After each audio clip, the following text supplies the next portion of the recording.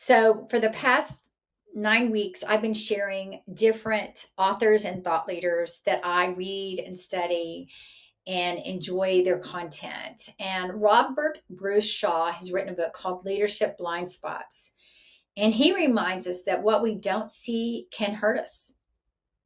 Does that sound familiar? What we can't, what we can't or don't see can hurt us. So your strengths, when overused, can sometimes create blind spots, or as we call them, basements, or they could be a hindrance. I can think about this even with my ideation. I have ideation number one as one of my Clifton strengths. If I don't get myself focused and intentional, that ideation could go all over the board. I have to really turn it off, but I always have something to turn back on. So if you have a strength like, say, self assurance, that's prominent in your top 10 strengths, you might overlook valuable input from others.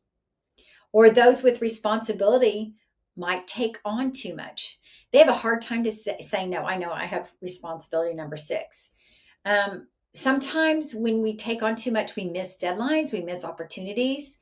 So here's your challenge this week. I want you to identify a potential blind spot created by one of your top strengths. The good thing is, if you get the strengths journal every week, you can review what strengths got in your way, what strengths you were able to use to be energized, where was a blind spot. And this activity, these prompts help you really identify this. Any of your blind spots can be created by one of your top strengths. But I want you now to choose another strength. Just write down the strength. I could say ideation got in my way.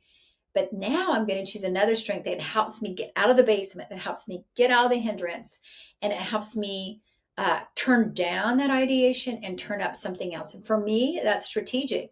That's looking at the big picture of everything, spotting the patterns, stepping back.